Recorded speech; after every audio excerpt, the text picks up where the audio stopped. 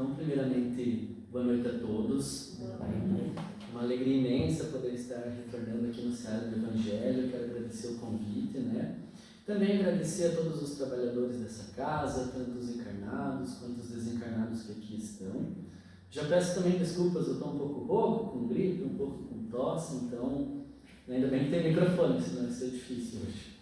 Então, hoje nós estamos aqui na condição de irmãos, todos que têm buscado aprender um pouquinho com o Evangelho do Cristo, buscado aprender aí e encontrar roteiros de mais paz, roteiros de mais amor, de mais luz para a nossa vida, e buscando nesse Evangelho do Cristo, o verdadeiro pão que desceu do céu e que alimenta as nossas almas, a água viva que sacia, ainda a nossa alma muito sedenta, de divina comunhão com Deus. Nós ainda precisamos dessa comunhão e ainda temos muita sede dessa comunhão divina.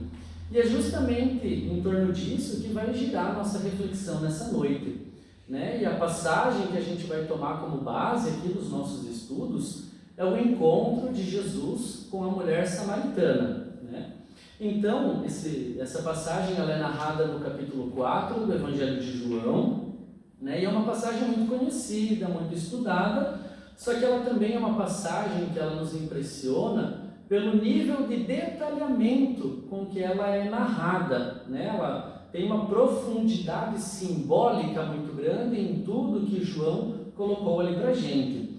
Porque uma coisa que a gente aprende com a doutrina espírita, o Evangelho do Cristo, é mergulhar mais profundo no texto e não fazer ao pé da letra, Isso é uma coisa que a gente aprende com a doutrina espírita. Então, naquilo que está narrado no Evangelho, a gente precisa vencer os véus da letra para alcançar bem lá no fundo o que é aquilo, o que Jesus quis nos ensinar com aquelas passagens, com aquelas situações. Então, cada gesto, cada ato do Cristo de Deus, o Espírito mais puro que aqui já pisou, cada palavra dele se reveste, de uma expressão muito profunda, mas também muito simbólica, E nós precisamos nos esforçar para buscar entender e desenvolver essa capacidade, de ter os olhos de ver, os ouvidos de ouvir, que Cristo nos ensina. E aí Emmanuel, junto com uma série de outros espíritos, Humberto de Campos, eles vêm trabalhando, para nos ensinar a entender o Evangelho de Jesus. Então eles nos trazem ferramentas, recursos, para que a gente consiga interpretar de fato essas histórias e extrair dali o suco, como se fosse uma fruta, pegar ali a essência desse ensinamento, e não mais ficar preso à casca, porque ficar preso à casca, ao pé da letra, já gerou muitas brigas, discórdias, guerras, Então a gente precisa extrair o suco desse fruto do Evangelho, Então é isso que a gente vai tentar fazer aqui hoje. Extrair dessa passagem o máximo que a gente conseguir. Porque quando a gente lê a primeira vez essa passagem de Jesus e a mulher samaritana, ela também nos confunde um pouquinho, porque Jesus e ela mudam o rumo do diálogo, algumas vezes, assim, meio do nada, eles estão falando ali a respeito, no início da passagem, a gente vai ver que eles estão falando de água, de poços, de fontes, E de repente Jesus começa a falar dos maridos daquela mulher, assim, do nada. E Jesus fala, 5 maridos que você já teve, um que você tem agora, mas que não é o teu verdadeiro, e outro que você ainda virá ter um dia, E a gente se pergunta, mas o que aconteceu? Eles estavam falando de água, agora estão falando de marido, Será que João esqueceu de escrever alguma coisa ali que liga essas duas coisas, E ainda um pouquinho mais para frente, Jesus puxa outro assunto no meio dessa conversa, E eles começam a falar dos templos de adoração, do templo de Jerusalém, do templo lá da Samaria, Começam a falar dos samaritanos, dos judeus, e a gente se pergunta, o que conecta essas três coisas, água, marido, templo, E é aí que a gente vai tentar entender o que essas três situações importam, o que Jesus quis ensinar, o que ele quis transmitir com esse texto dessa conversa com a mulher samaritana. Porque aqui a gente não vai ficar preso no fato histórico do encontro de Jesus com a mulher. A gente vai buscar entender o que é a mulher, o que é o poço, a água, o que é o deserto, né? O que são todas essas coisas na minha vida hoje, né? Porque se a gente não fazer essa ponte do Evangelho para com a nossa vida, não adianta de nada, né? A gente tem que entender, né? Porque se a gente só, eu entendo, Jesus quis dizer isso, mas se isso só fica aqui no meu conhecimento, guardado, estacionado, ele é infrutífero, não serve para nada. Então eu preciso vincular esses ensinamentos do Evangelho com a minha vida, com o meu cotidiano, com a minha rotina, né? E como Jesus foi e é o maior educador que aqui já esteve, ele preparou cada lição bem específica, né? Para que a gente conseguisse, com o desenvolvimento do tempo, da ciência, da maturidade do espírito, para que a gente conseguisse extrair dessas lições, né, o essencial para a nossa vida. Até o gatinho veio escutar hoje. Então, essa questão é um dos objetivos da doutrina espírita, né? Esclarecer essas passagens. Porque Kardec também pergunta na questão 627, né? Se Jesus já ensinou tudo que é essencial para a nossa vida, o que vocês espíritos têm para nos ensinar? Né? E a resposta deles é muito interessante, né? Se Jesus já ensinou as verdades divinas, o que vocês, né, têm para ensinar?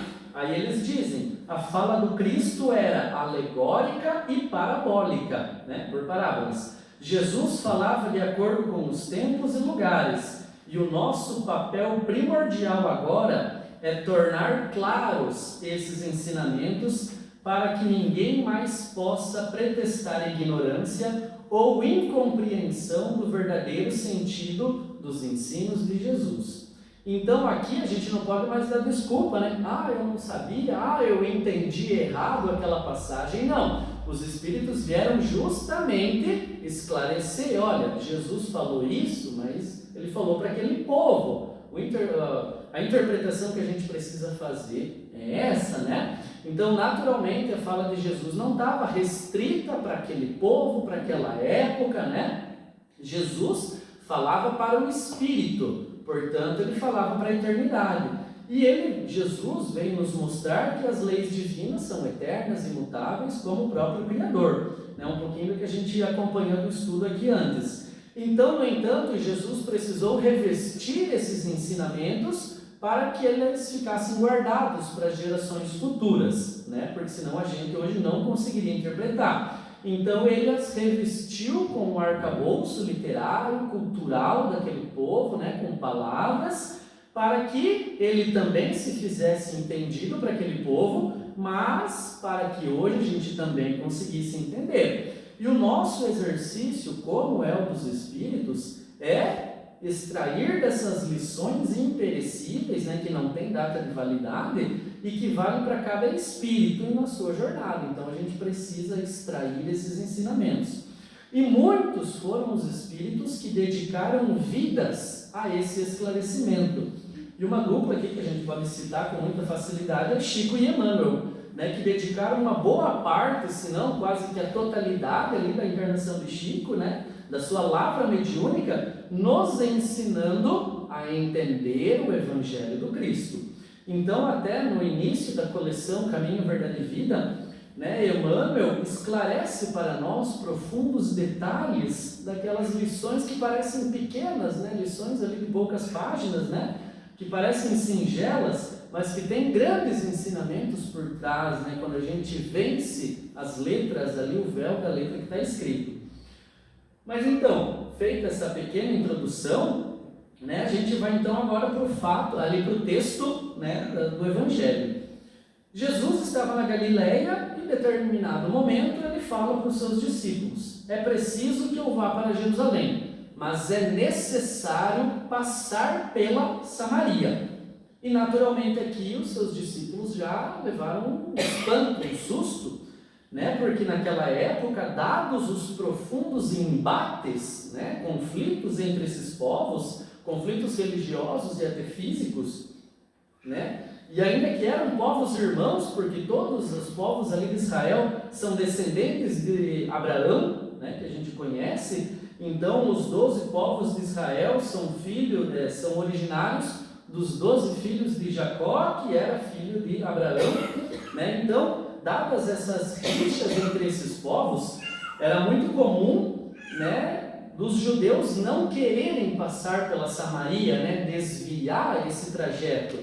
Então Jesus precisava ir para Jerusalém, e esse era uma coisa que os judeus faziam 3 vezes ao ano, né? Ir até as festas do templo, né? As festas dos tabernáculos, né? E também a virada de ano, digamos assim, eles comemoravam no templo de Jerusalém. Então, e esse trajeto de ir até Jerusalém, eles sempre faziam da seguinte maneira: eles saíam, por exemplo, da Galileia, que era aqui em cima, mais ao norte, eles iam até o leste, próximo ao Rio Jordão, e desciam beirando o Rio Jordão até chegar em Jerusalém. Então era tipo a Galileia, a Samaria, Jerusalém, né? Uma cidade vizinha da outra. E para não passar por Samaria, então ali os judeus que moravam na Galileia desviavam, né, fazendo esse trajeto. O primeiro motivo, e mais óbvio, é para não encontrar os samaritanos. E o segundo é porque a Samaria era um deserto, então era muito difícil passar por ali, né? Porque não tinha rios, não tinha vegetação. Então ir pelo rio era melhor para eles também, porque poderia se refrescar, tinha vegetação, provavelmente tinha algum fruto, né? Então ir pelo deserto era pior para eles. Só que aqui a gente percebe que Jesus diz: é necessário passar pela Samaria. Então significa que ele escolheu um lugar específico para essa mensagem. E aí a gente vai entender, né, que Jesus também transmitia esses ensinamentos no local, né, que ele estava.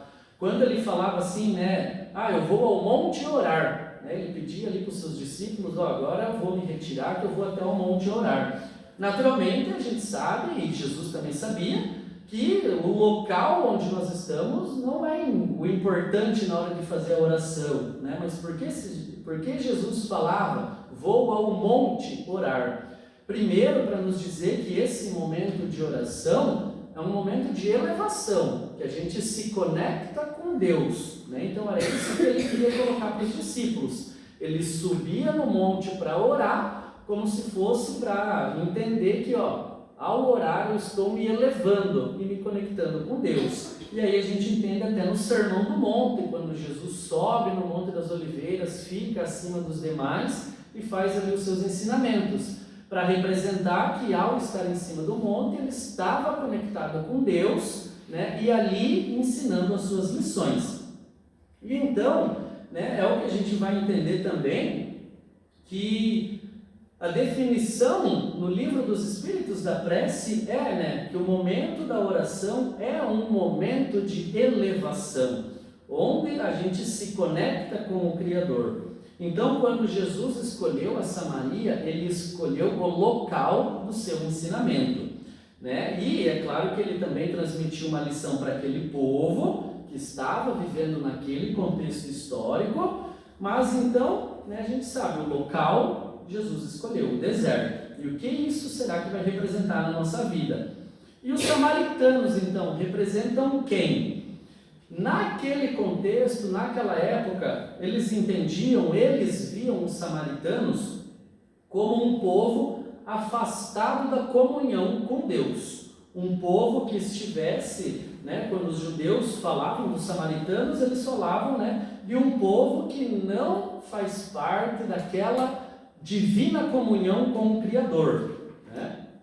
E a Samaria, então, os samaritanos são exemplos, né, de pessoas ali, de um povo que não está conectado com Deus e que caminham pelos desertos da vida, como no deserto da Samaria, em busca de algo ali para se saciar. Então é nesse contexto, né, dos samaritanos, um povo que não tem a divina comunhão com Deus, é que Jesus chega na Samaria com os seus discípulos e encontra uma mulher à beira do poço.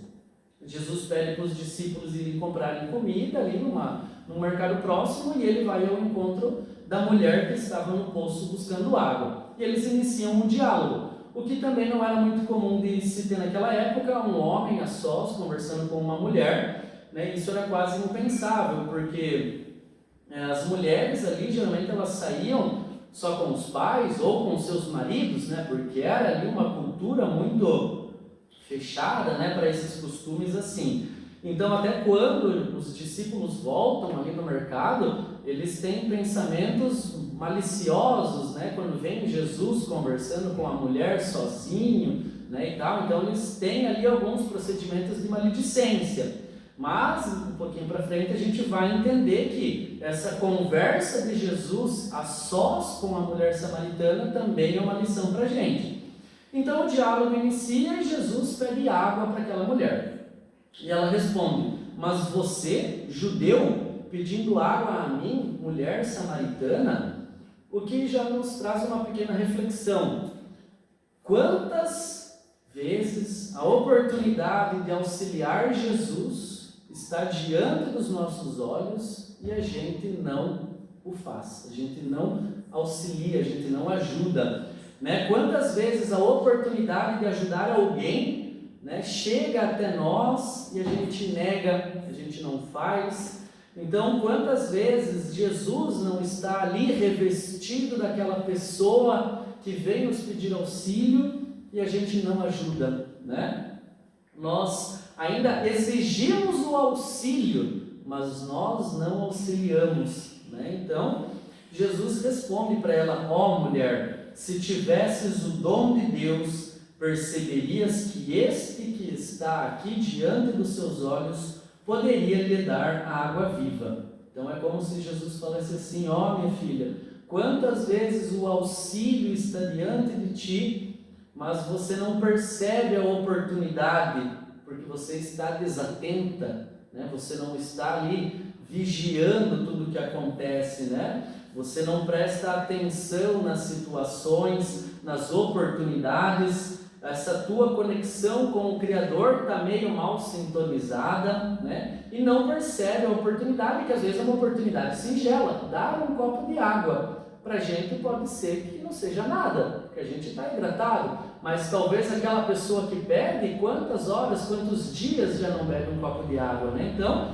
pode ser uma situação singela, mas que é grandiosa para quem está ali. Então é isso que Humberto de Campos narra no capítulo 17 do livro Boa Nova, né, que traz essa passagem aí, querendo colocar que ela estava desatenta para o grande número de oportunidades que se tem no dia a dia de ajudar, receber a água viva, né? E aqui então a gente entende que esse contexto, né, essa pequena frase já nos dá a impressão de que, ajudando, nós receberemos a água viva que Jesus falou para ela, né? Se tivesses o dom de Deus, perceberia que eu posso te dar a água viva. Então a gente já entende que, ajudando, a gente vai receber a água viva. Nos dispondo a ajudar o Cristo, por pouquinho que seja, a gente já tem a condição de também receber um pouquinho dessa água capaz de matar a nossa sede.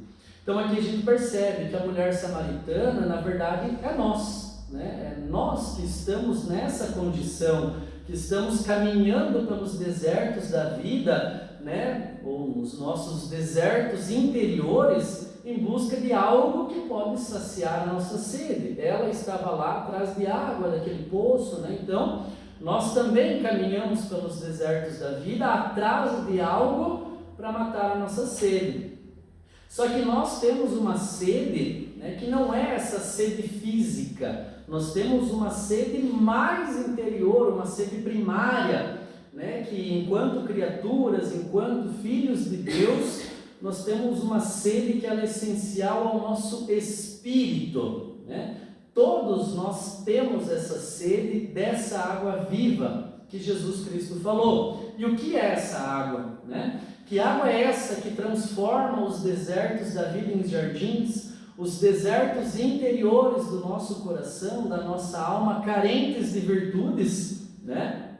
Portanto, né, nós ainda somos estéreis, e qual água é essa que então torna essa nossa esterilidade frutífera, abundante, né? Que água é essa, senão o divino amor de Deus? Tem até uma historinha, uma charge no Facebook, né, nos snaps aí, que certa feita um pai chegou em casa zangado com seu filho por ele ter errado uma questão na prova, e a questão era assim: o elemento essencial da vida que começa com a letra A. Como é que você errou essa, meu filho? Está na cara que é a água. O que você escreveu?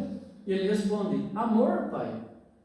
Então, né, não é verdade? O elemento essencial da vida, né, a água física, ela é importante para o nosso corpo, mas para o nosso espírito, nós não sobreviveríamos sem amor. Primeiramente, né, sem o amor divino, sem o amor de Deus. E mesmo que às vezes a gente não se abre a Deus, a gente se revolta, né, e não entende as situações, mas Ele segue nos amparando, nos sustentando, nos fornecendo a oportunidade de reparação. Então, o que seria de nós sem esse amor de Deus, né? Então, esse diálogo, naquele contexto, naquela conversa, deixou de ser sobre essa Maria, sobre a mulher samaritana, e passou a ser sobre a nossa vida interior, os nossos desertos. Nós somos os samaritanos ainda desconectados com o Criador, fora dessa comunhão plena com Ele, que caminhamos aí pelo mundo em busca de algo que sacie essa nossa sede interna,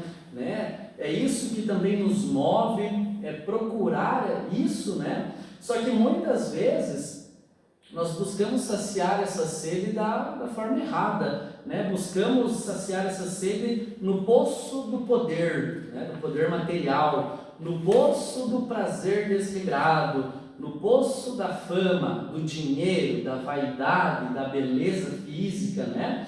Então a gente vai buscando nesses poços que o mundo nos oferece saciar essa sede interior. Então a gente bebe um pouquinho lá do poço do poder, mas logo a sede volta. Aí a gente vai lá e bebe um pouco do poço do dinheiro, aí a sede volta. E de repente volta com mais sede ainda. Então a gente está tentando saciar essa sede com as coisas do mundo.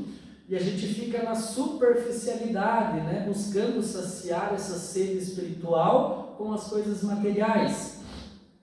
Mas aí Jesus diz para a mulher samaritana: todo aquele que beber dessa água aí, do poço onde ela está, terá sede novamente. Mas aquele que beber da água que eu lhe der, esse nunca mais terá sede. E pelo contrário, a água que eu lhe der se tornará nele uma fonte, a jorrar pela eternidade. Então Jesus vem nos ensinar, né, vem nos ajudar a encontrar essa fonte de água viva que está dentro de nós, né? Ele vem nos ajudar a encontrar isso. O seu evangelho vem com as suas lições nos ensinar, nos mostrar que essa fonte está dentro de nós, e quando a gente descobrir, ela vai jorrar água para a eternidade inteira, nos mostrando que essa sede que nós temos, a gente não encontra fora, a gente encontra dentro. E quem se prende aos poços, né, da vida, acaba nunca encontrando, mas aquele que se faz fonte, que se torna a fonte, esse leva a vida, leva a alegria por onde quer que passa. É isso que Jesus diz que mata a nossa sede. Não a água do poço parada que está aí no deserto. Se você beber dessa, você vai ter sede de novo, né? Porque ela está parada, está estagnada, sem vida. Mas a água da fonte que está em movimento, ela leva a vida, leva a esperança, leva a alegria. E esse é o amor que o Cristo nos ensina. Não o amor que prende, mas o amor que liberta, né? Esse é o segredo da matemática divina. É dividindo que a gente multiplica, né? Então, aquele que mais doa é o que mais recebe, né? Então, é aí que a gente vai entender essa fonte de água viva. Não aquela que prende, né? Não aquele poço parado, mas sim uma fonte de água que jorra, né? E aí quando a gente descobrir essa fonte em nós, e que a gente vai entender que Cristo diz assim: a água que eu lhe der se tornará nele uma fonte a jorrar. Então, a partir dessa água que nós recebemos do Evangelho, essa água mata a nossa sede. E nós vamos descobrindo, né, a partir desse mergulho no Evangelho, a gente vai descobrindo essa fonte dentro de nós. E assim a gente vai saciando a sede alheia e também saciando a nossa, né? Ajudando os outros, a gente recebe essa água viva que está dentro de nós. Então, a gente não precisa depender de uma fonte externa de água para sermos felizes, para estarmos bem, né? Cedo ou tarde, naquele poço vai faltar água, por qualquer circunstância. Mas quando a gente descobrir a fonte dentro de nós, nunca mais vai faltar água. Porque a gente vai levar essa fonte aonde quer que a gente for. A gente estará lá distribuindo alegria, ensinamento, paz, fé, esperança. Então a gente vai levar isso para todos os lugares. E esse é o segredo. Quem descobre a fonte interna nunca mais tem sede. E é isso o que Jesus nos ensina, o amor doação, o amor que renuncia, como ele diz para Pedro: Simão, o amor verdadeiro nunca exige recompensa. Ou seja, quem ama de verdade não quer acumular as coisas, ele nunca quer receber. A renúncia é o ponto de apoio, né? Porque é o ato de dar, é de você se doar, você não ter as coisas acumuladas. Né? E aí Jesus continua: porque Simão, o maior tesouro da vida não está no tanto de amor que recebemos, mas sim na capacidade de amar que desenvolvemos. Então o maior tesouro da vida, quem descobriu a felicidade quem tem a felicidade descobriu que a felicidade está em dar felicidade para os outros, em criar a paz para os outros. Esse descobriu como ser feliz e como ter paz. Então, o amor do Evangelho, ele nos descortina essa fonte aqui de dentro, o amor doação, o amor que o Cristo, né, vem nos ensinar. Tem uma historinha para ilustrar, né, a importância desse amor doação. É uma historinha lá do povo judeu, que eles faziam uma comparação, né, que a gente vai conseguir entender a diferença. Eles usavam o exemplo dos mares que tem lá, né, próximo ali a Israel. Um é o Mar da Galileia, que a gente ouve que Jesus sempre estava por lá, né, no Mar da Galileia, e o outro mais para baixo ali, que é o Mar Morto, né, que a gente também conhece. Ambos são alimentados pelo mesmo rio. Então o Mar Morto e a Galileia recebem água do mesmo rio, do Rio Jordão. Só que, né, a diferença entre esses dois mares, que na verdade são lagos, né? Hoje em dia a gente entende que é um lago, um tanto grande, né? Só que a diferença entre esses dois mares, entre esses dois lagos, é muito grande. O próprio Mar Morto, como o próprio nome diz, é morto, né? Um mar estéril, não tem vida, é parado, é estagnado, né? E já o Mar da Galileia é um mar abundante. A gente via que o povo lá de Cafarnaum vivia pescando, né? Porque era um mar recheado de peixe e tal. Então a gente já vê essa diferença significativa. O Mar Morto sem vida, o Mar da Galileia cheio de vida. E os dois recebem água do mesmo rio. Então os judeus se perguntavam: mas qual a diferença, né, se eles recebem água do mesmo rio? E aí um velho sábio respondeu: eu sei a diferença. E aí ele diz que a diferença é que o Mar da Galileia recebe as águas do Jordão ao norte, então de cima, e as libera ao sul, permitindo que ele siga o seu caminho, levando a vida, levando esperança e paz ao deserto do sul. Ao passo que o Mar Morto recebe também as águas do Jordão ao norte, só que as guarda para si.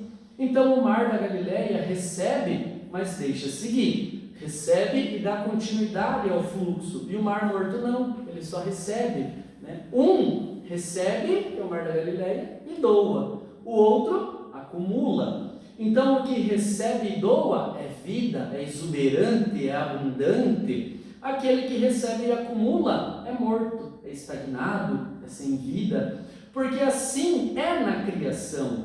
tudo aquilo que para, que se fecha em si mesmo, não se desenvolve, fica estagnado, fica parado, gera uma certa morte espiritual. Só que aquilo que está em movimento representa a vida, né? Crescimento, desenvolvimento. Então esse é o símbolo da água. Todos nós diariamente recebemos um rio de bênçãos na nossa vida, do amor de Deus. E o que nós devemos nos perguntar é: eu estou sendo o mar da Galileia, recebendo essas bênçãos e compartilhando, ou eu estou sendo como o mar morto, só recebendo e guardando para mim, né? E aí então, qual é a postura na nossa vida?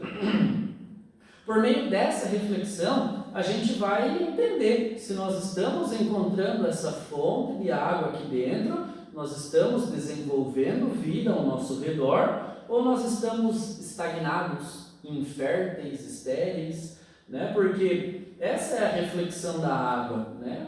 A água para aquela cultura daquele povo era tudo. A água representava a vida e a falta dela representava o quê? Uma série de adjetivos ali, né? De morte, de tristeza. Então, se faltasse água para aquele povo, eles estavam ferrados. E a água, quando tinha, representava alegria, esperança, renovação espiritual, oportunidade, fertilidade, né? Então a água no contexto ali, ela é tudo. E essa água, ela é, o amor de Deus é como a água. A água para nós é tudo na vida física, e o amor de Deus é tudo para nós na vida espiritual, né? Então é como se os dois fossem a mesma coisa, mas um é para a vida física e o outro para a vida espiritual. E aí a mulher samaritana vai dizer: Senhor, dá-me dessa água, para que então eu não tenha mais sede e não precise mais vir aqui nesse poço. Aí Jesus fala: vai lá e chame teu marido. Do nada, né? Ela pedindo a água viva ali que Jesus estava falando, e quando ela pede a água, Jesus diz: vai lá e chama o teu marido. E a gente se pergunta, qual a relação disso? Né? Porque ela já estava lá para buscar água.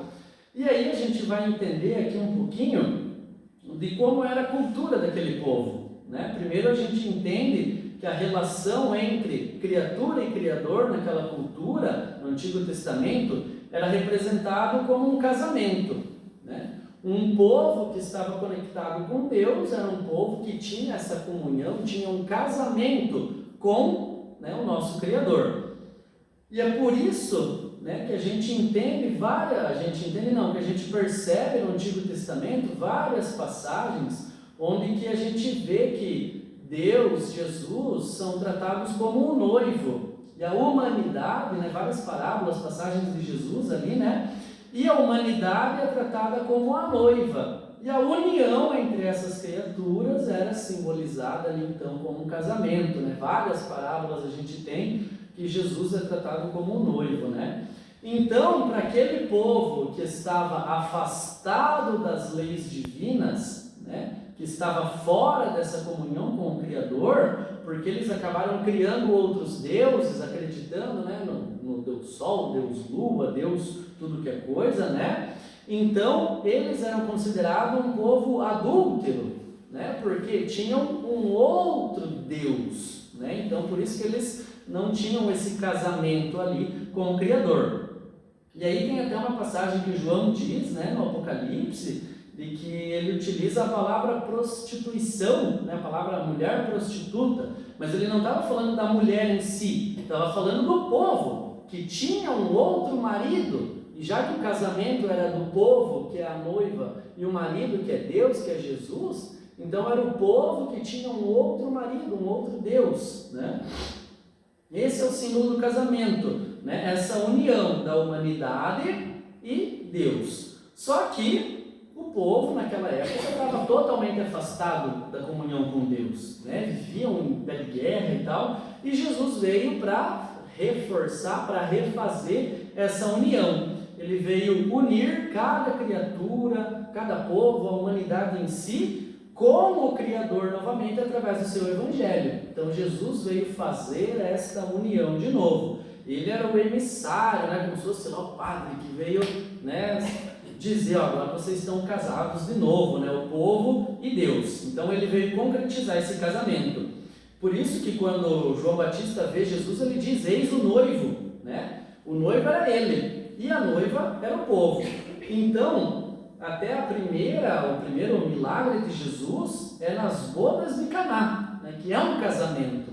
Então, Jesus ali faz o seu primeiro milagre, né, numa festa de casamento, dizendo que o casamento está começando, do povo com Deus. E o casamento da humanidade com o seu Criador. Essa é a ideia. Jesus é esse noivo, e a partir do seu evangelho, ele nos ensina a efetivar o nosso casamento com Deus, a nossa comunhão com Deus.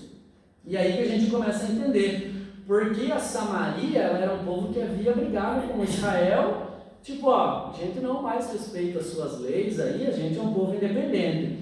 E antes ali, né, da vinda do Cristo, eles foram tomados por 5 povos pagãos. Então, 5 povos que idolatravam outros deuses.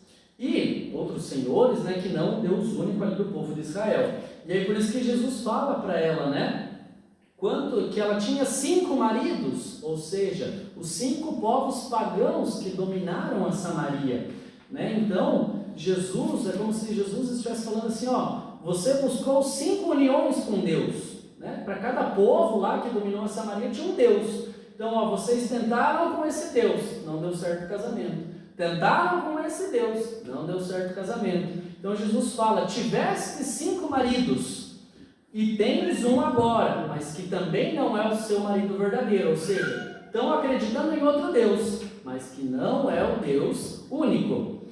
E aí Jesus diz, haverá de existir uma união definitiva que eu vim mostrar a cada um como fazer.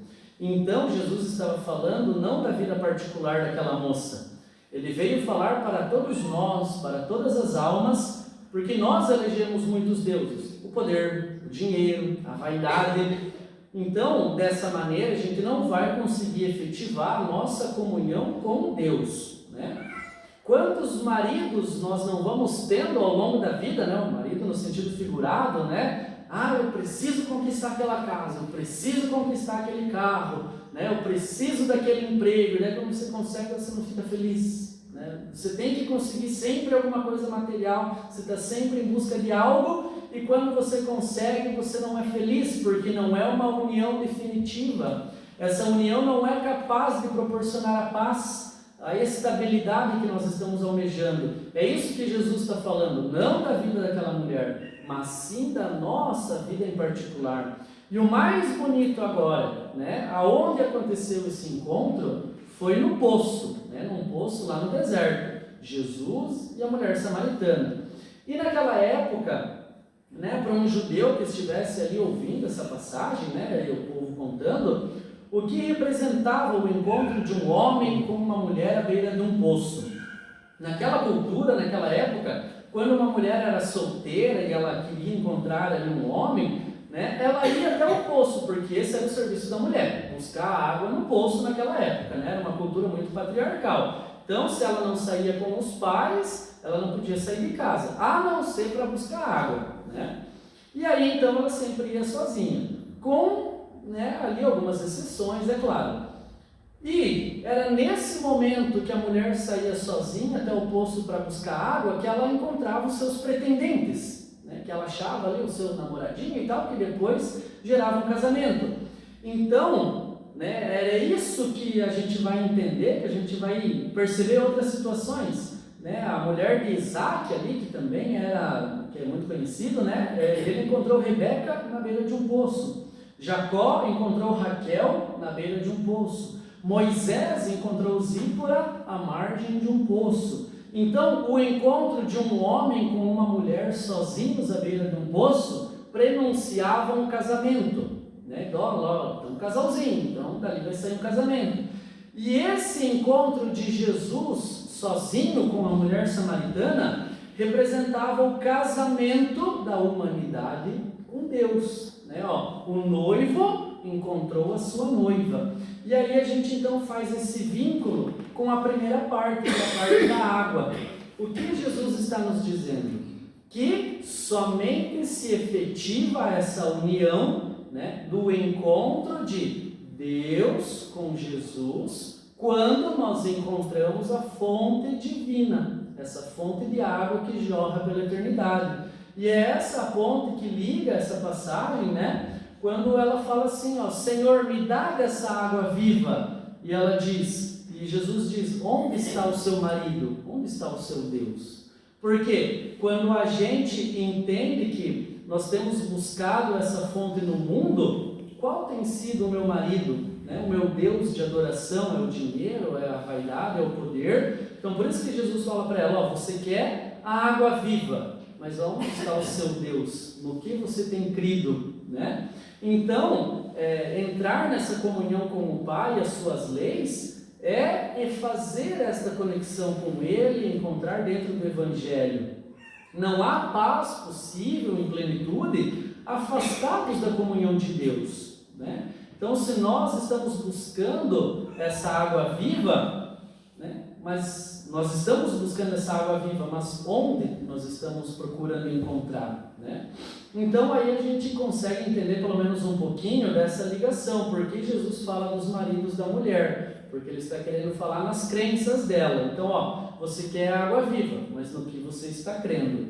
E aí a terceira parte, quando eles começam a falar dos templos de adoração, né? Porque os samaritanos dizem que eu tenho que adorar aqui nesse monte. Os judeus dizem que eu tenho que adorar aqui nesse monte. Então eles estão restringindo a relação com Deus naquele lugar ou naquele lugar. Só que para eu me conectar com Deus, né? Eu tenho que ir até Jerusalém então, até no templo. Ou eu tenho que ir até Gerizim, que é o templo lá na Samaria. E aí ela pergunta, aonde de fato eu tenho que adorar? Né? Se não é lá, não é aqui, aonde é que é? E Jesus diz, vem o tempo em que nem cá nem lá vocês vão adorá-lo, adorar a Deus, né? Em espírito e em verdade. Ou seja, a alma que se propõe a fazer essa união com Deus, percebe que o templo de adoração não é um local específico, né? Mas está dentro no nosso coração, porque aqueles dois povos, cada um tinha o seu monte sagrado. O Monte Sião dos judeus e o Monte Gerizim dos samaritanos, onde se deveria adorar a Deus especificamente. E aí a gente entende, né, que a fé transporta montanhas, porque aqui era o monte sagrado, aqui era o monte sagrado. Quando a gente tem a verdadeira fé, o monte para adorar é dentro do nosso coração. Então a fé transporta essas montanhas, todo lugar se torna sagrado. E essa é a nossa postura. Esse é o ensinamento que santifica as nossas ações, né? Não é o lugar que você está, porque o templo está dentro de nós. Então é como a fonte de água viva. Por isso que Jesus diz, né, quando está saindo do templo lá de Jerusalém, aqui não restará pedra sobre pedra. Em 3 dias eu edificarei um novo templo, né, que é dentro do coração. Naturalmente, Jesus estava falando para o nosso espírito, né, aonde nós devemos buscar a verdadeira identificação com o Pai, adorando-o em espírito e em verdade, através da transformação do nosso ser.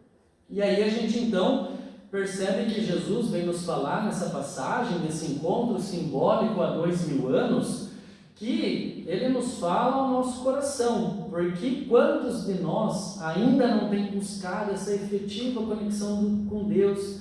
Às vezes quando a gente passa por uma dificuldade, a gente duvida de Deus, por que comigo, por que não com fulano, né? Então, quantas vezes a gente não está aí caminhando pelos desertos da vida, lentamente, né? Sem entender o que deve ser feito, perseguindo esses poços que saciam a nossa sede, mas só por um pequeno tempo, e depois a sede volta mais forte, né? A gente bebe ali daquela água, parece que bebe da água do mar, que é salgada, né? Dá mais sede, aí você vai lá e bebe mais e tal. Então, quando a gente descobre essa fonte dentro de nós, nunca mais essa água haverá de faltar. Que os deuses, que os maridos, cada um de nós, enquanto almas, enquanto samaritanas, né? Quantos deuses nós buscamos eleger, né? Quantas crenças nós temos, porque isso tudo, o Evangelho, ele está nas nossas mãos. Jesus nos convida todos os dias e segue nos convidando todos os dias. E esse convite para esse casamento é individual de cada um. Essa comunhão com Deus, né? O outro não pode escolher por mim. Então, eu tenho esse dever de aceitar essa proposta para essa união.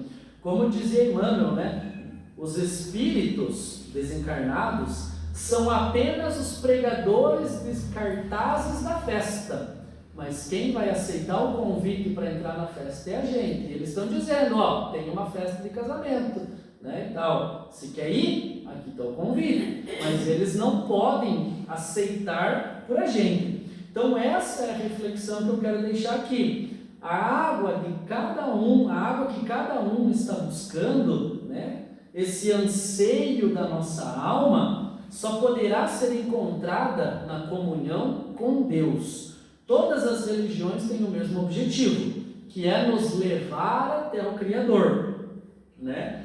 Isso é o objetivo de todas.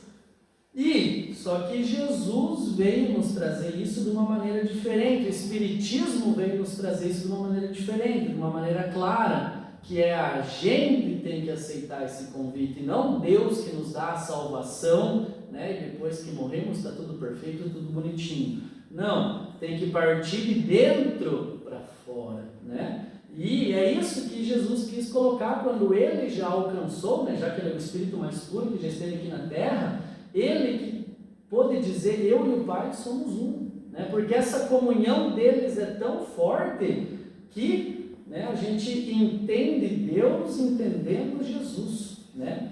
Ele era o representante que veio em nome de Deus dar continuidade às bodas, às núpcias, né? Felizes dos que aceitarem essa proposta de casamento que está no Evangelho, né? O convite do noivado. Então, que possamos sair aqui dessa noite refletindo sobre aonde nós estamos buscando saciar as nossas sedes, né? O que nós estamos querendo aqui no Centro Espírita, né? Será que nós viemos aqui buscar essa água e será que nós estamos encontrando, né? E será que se eu encontro aqui eu estou levando essa água para outras pessoas ou eu estou guardando para mim, né? Não estou divulgando para ninguém, não estou compartilhando? Então, que possamos sair daqui um pouquinho mais aptos a realizar nossa tarefa no mundo, né? E se tornarmos pessoas um pouquinho melhores. Agradeço mais uma vez a oportunidade de estar aqui, né? Que Deus abençoe a todos. Muito obrigado.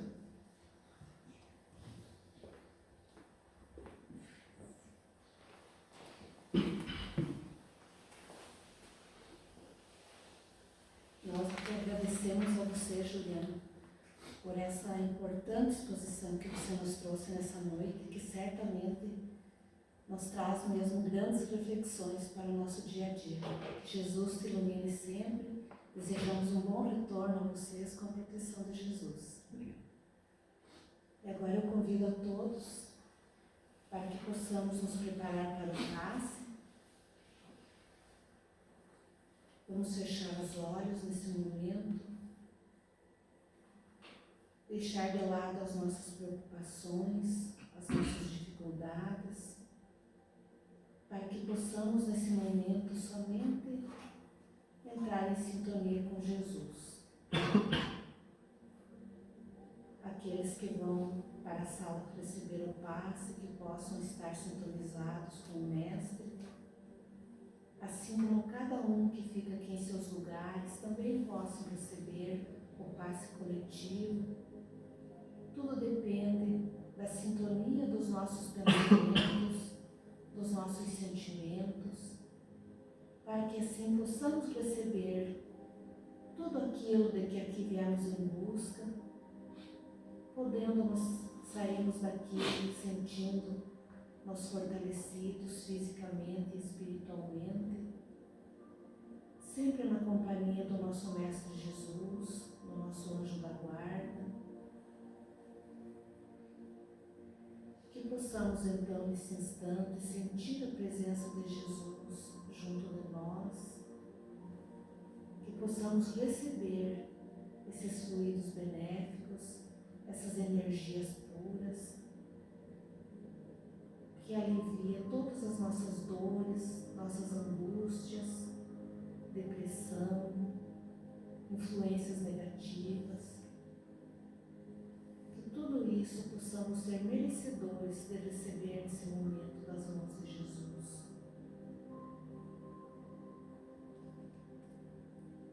Senhor Jesus, estamos orando neste momento e pedindo por cada um dos irmãos que aqui se encontram presentes nesta noite. Estamos orando por nossos familiares, pelos doentes do corpo físico e do espírito, que possamos sentir a Tua presença, sabendo que Tu estás perto de nós, sendo o nosso conforto e esperança. Te agradecemos por ser a nossa verdadeira companhia, por nunca estarmos sozinhos. Tu destinastes anjos para olharem por nós e nos protegerem. Por isso te peço, Senhor, fazei de nós instrumentos da Tua paz. Em vez do martelo do julgamento, permita-nos trazer o bálsamo do amor. Em vez de mágoas e ressentimentos, ajuda-nos a esquecer e perdoar. Quando a dúvida desalinhar nossas emoções, nivele-nos com fé. Quando não conseguirmos encontrar resposta para nossos questionamentos, deixe-nos conhecer a Tua esperança. E quando não enxergarmos o caminho, traga a Tua luz para a nossa escuridão. Que possamos neste momento levantar os olhos na Tua direção, cheios de esperança e gratidão, e compreendendo que, mantendo-nos ajustados ao Teu amor, nenhum mal nos sucederá, nenhum abalo será capaz de nos derrubar, pois teremos assim constante saúde física, mental e espiritual. Agradecemos, Senhor, a presença que em nós se faz da Tua força, o que nos alegra o coração e nos sustenta o pensamento, na mais alta compreensão. Obrigada, Jesus. Que assim seja. Podemos iniciar.